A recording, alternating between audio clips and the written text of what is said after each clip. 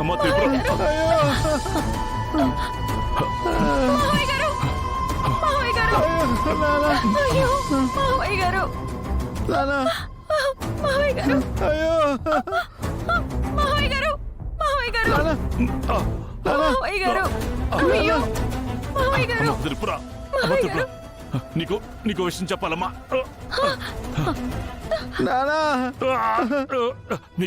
నీకు విషయం చెప్పాలి.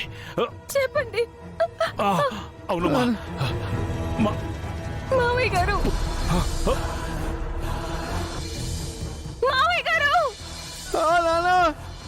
మావయ్య గారు మావయ్య గారు లేవండి. మావయ్య గారు మావయ్య గారు మావయ్య గారు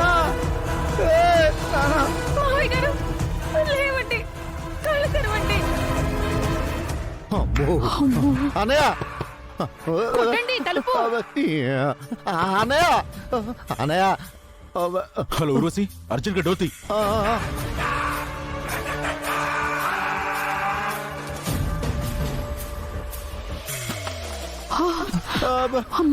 ఏమైంది? మా అన్నయ్యకి నిజం తెలిసిపోయింది.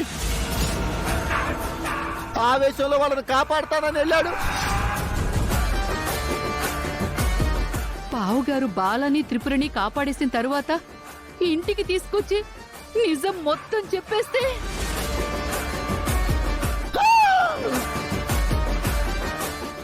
మా అమ్మ నన్ను చంపేసి మీ అందరినీ జైలుకు పంపించేస్తుంది. నాన్న అసలే టెన్షన్ గా ఉంది, నువ్వు మరింత టెన్షన్ పెట్టకు.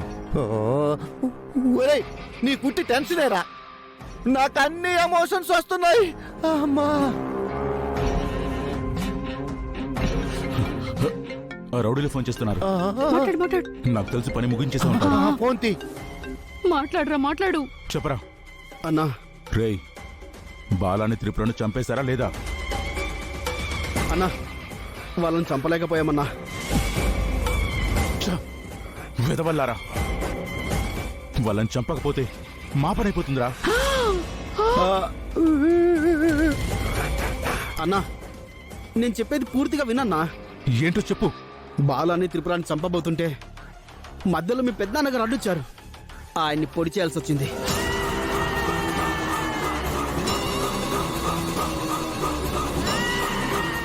రేయ్, మా పెద్దనాన్న చనిపోయాడా లేదా?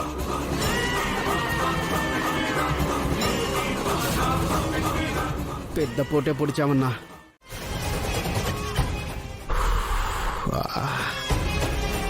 ఏంట్రా మా అన్నయ్యని చంపేశామని ఏదో అంటున్నారు. నాన్న, ఆ త్రిపురని బాలాని కాపాడతానని వెళ్ళిన పెద్దనాన్నని మనోళ్ళు పొడి చేశారు.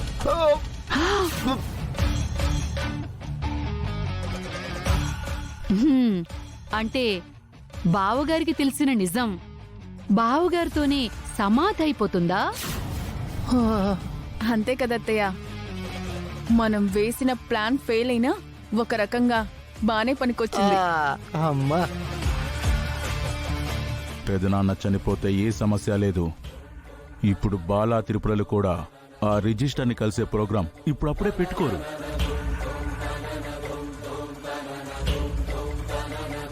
పొజిషన్ చాలా క్రిటికల్గా ఉంది. కొన్ని గంటల వరకు మేమేం చెప్పలేము.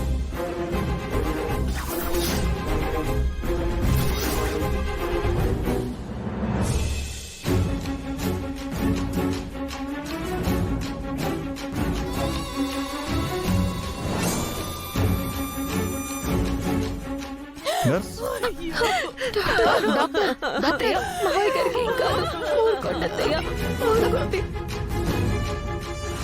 ఏదైనా మన మంచిగా జరిగింది.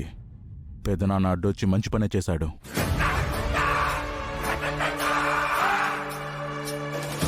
బావుగారు అడ్డు రావడం వల్ల మనకు జరిగే మంచేంట్రా? ఇది అడ్డు పెట్టుకొని త్రిపురని మనం ఏమైనా చేయొచ్చు. త్రిపురే ఇదంతా చేసిందని మనం క్రియేట్ చేయొచ్చు. ఇప్పుడు మావయ్య గారు స్పృహలోకి వచ్చి నోరు తెరిస్తే మనందరి బతుకులు బయటపడతాయి. అవును రోయ్, ఇప్పుడు ఎలా? నాన్న, పెదనాన్న నోరు విప్పకూడదు. అస్సలు కోలుకోకూడదు. పెదనాన్న హత్యకి ఆ త్రిపురే కారణమని మనం క్రియేట్ చేయాలి. అక్కడ ట్రీట్మెంట్ జరుగుతోంది. కొన్ని గంటల వరకు ఏం చెప్పలేమని డాక్టర్ అంటున్నారు కదరా. తర్వాత బావగారు స్పృహలోకి వస్తే కష్టం కదా. పెదనాన్న స్పృహలోకి రాకుండా నేను చూసుకుంటాను. మీరెవ్వరూ మాట్లాడకండి.